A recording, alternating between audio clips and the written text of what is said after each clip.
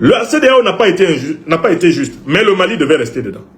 Ça, Froulaye. Donc le Mali devait accepter l'injustice.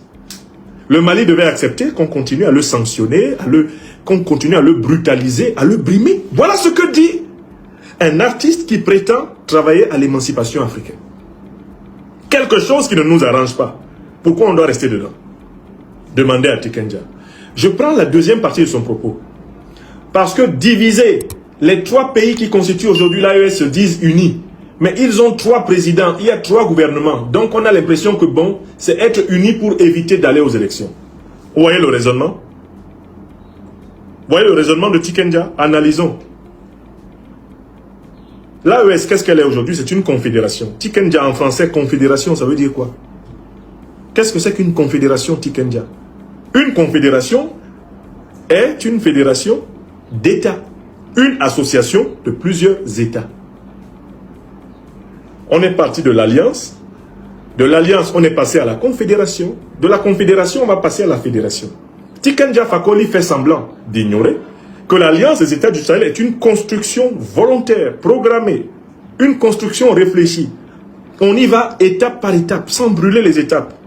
Et on est en train d'aller vers un État fédéral sahélien.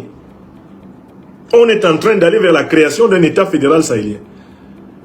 Monsieur Tikenja fait semblant d'ignorer qu'il n'y a pas 3 présidents de la confédération de l'AES. Est-ce qu'il y a 3 présidents? Je vous pose la question. Est-ce qu'il y a 3 présidents de la confédération de l'AES? Il y en a toujours un seul. Le premier président de la confédération de l'AES, c'était le président de la transition de la République du Mali, son Excellence, le général d'armée Assimi Goïta. Moi, j'étais assis ici à Bamako. Je ne sais pas où Tikenja était.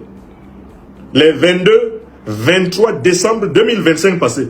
J'ai vu la présidence de la Confédération passer des mains du président Assimi Goïta aux mains du président du Faso, son Excellence, le capitaine Ibrahim Traoré. Comment un artiste qui, soi-disant, œuvre pour l'unité africaine, peut ignorer que le Niger, le Mali et le Burkina ont accepté que maintenant le président confédéral, c'est un homme, c'est le capitaine Ibrahim Traoré. Il dit, ils se disent unis mais ils ont 3 présidents. Non. Tikenja, vous êtes un misérable menteur. Vraiment, je suis désolé de vous le dire. L'AES, la confédération de l'AES n'a pas 3 présidents. La confédération de l'AES a un président en exercice. Il s'appelle son Excellence, Monsieur le capitaine Ibrahim Traoré. Il est le président confédéral. Je ne sais pas comment ça vous a échappé. Je ne sais pas si c'est un problème intellectuel, mais moi je vois que c'est de la malhonnêteté. Et après le président confédéral, qui est donc celui du Burkina Faso, on sait que le futur président confédéral sera le président du Niger. C'est le principe de la présidence tournante. Tikenja ment. Les pays, l'AES n'a pas 3 présidents, elle a un président. Écrivez ça. Dites à Tikenja d'arrêter de mentir. D'arrêter en réalité de désinformer, parce que c'est de la désinformation. Là, il se fait agent de désinformation. Et c'est pour ça que j'ai dit que c'est un pécheur en eau trouble. Donc c'est quelqu'un qui est là pour semer la confusion dans les esprits.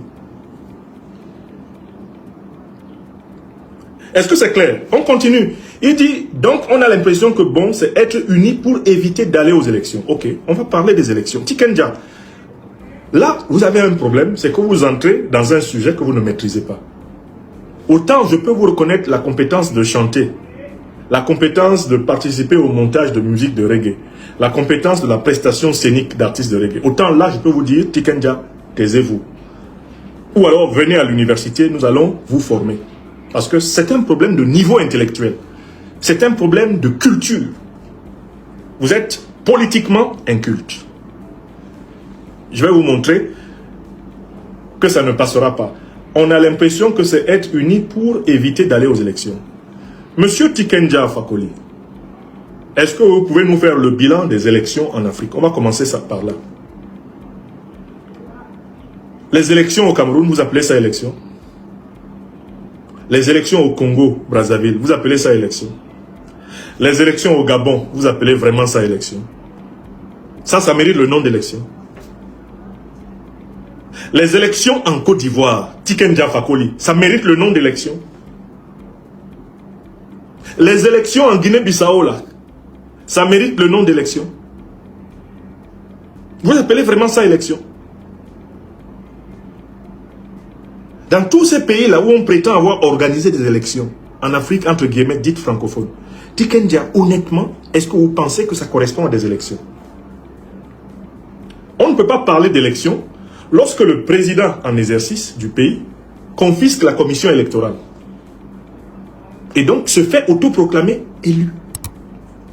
On ne peut pas parler d'élections sérieusement lorsque le président en exercice contrôle la cour constitutionnelle du pays.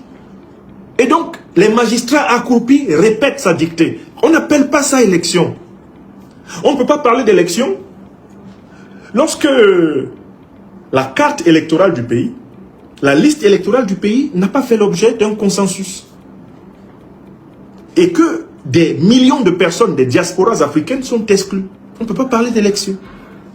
On ne peut pas parler d'élection lorsque celui qui est en exercice instrumentalise l'armée pour brimer l'opposition. Les prisons politiques sont pleines à craquer.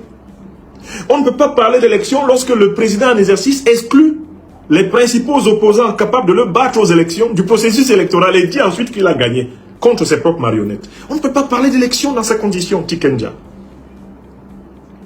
On ne peut pas parler d'élection là où il n'y a pas de transparence sur le financement électoral. Il n'y a pas de transparence sur le financement des partis politiques.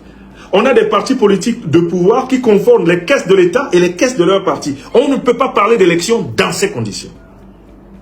Enfin, Tiken Jah, on ne peut pas parler d'élection là où un pays fait financer ses élections par une puissance étrangère. La puissance qui finance les élections dicte celui qui les gagne.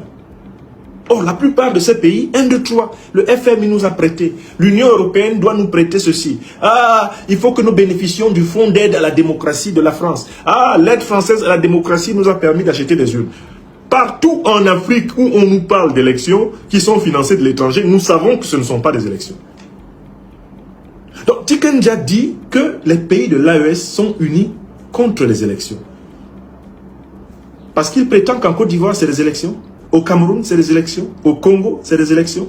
En Guinée, c'est des élections. En Guinée-Bissau, c'est des élections. Ça mérite le nom d'élection. Est-ce que nous nous respectons, nous, Africains, là? Est-ce que nous nous prenons vraiment au sérieux? Est-ce que ce que nous appelons élection en Afrique mérite ce nom? Non. En tant que scientifique du politique, j'ai créé un concept pour désigner les pseudo-élections. J'ai appelé ça les pourri-élections. Élections pourries. Commission électorale sous le contrôle du pouvoir. Donc, Tiken Jah Fakoly établit une hiérarchie entre les pays où il y a des élections et les pays où il n'y en a pas. Alors que les pays où il y a des élections, là, la plupart de ces pays-là, ça ne mérite pas le nom d'élection. Ce ne sont pas des élections, ce sont des pourri-élections. Dès lors que les 6 critères que je viens de vous donner ne sont pas respectés, il n'y a pas élection. Ça ne mérite pas le nom d'élection. On ne peut pas parler d'élection dans ces conditions. C'est pas possible. Alors, donc, maintenant, deuxième point. Là, ça renvoie à l'inculture politique de Tiken Jah. Comme il fait du reggae, il a l'illusion qu'il comprend tout. Alors qu'il ne s'est pas assis pour lire les bons livres. Tiken Jah, il faut savoir que les élections ne sont pas la seule méthode de légitimation du pouvoir politique. Les élections ne sont pas dans l'histoire politique de l'humanité la seule voie de légitimation d'un pouvoir politique. D'ailleurs, dans l'histoire de l'humanité, les élections telles que vous les connaissez, les élections dites entre guillemets démocratiques, sont récentes. C'est autour du 16e, 17e siècle que la bourgeoisie occidentale a mis en place ce mécanisme de désignation des dirigeants. Parce que cette bourgeoisie s'était assurée qu'elle avait l'argent, qu'elle contrôlait les institutions de la culture. Elle a créé donc des partis politiques qui lui permettent de capter le pouvoir et de l'exercer pour les intérêts de la classe à laquelle elle appartient. Il faut savoir que dans la démocratie grecque antique, on ne pratiquait pas les élections. Les dirigeants étaient désignés au tirage au sort. Si vous étiez 5000 hommes capables de gouverner la cité, à Athènes, ou je ne sais pas, à Sparte, On prenait vos noms, on mettait cela dans des petites boules de papier, chacun de vos noms, on mettait ça dans une urne, et